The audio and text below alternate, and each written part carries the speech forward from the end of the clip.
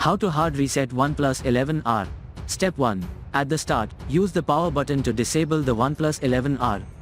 Step 2. Now push volume down plus power key and release the power button when the OnePlus logo pops up. Step 3. Then from the appearing languages list, press on the English and the recovery menu should be on the screen then.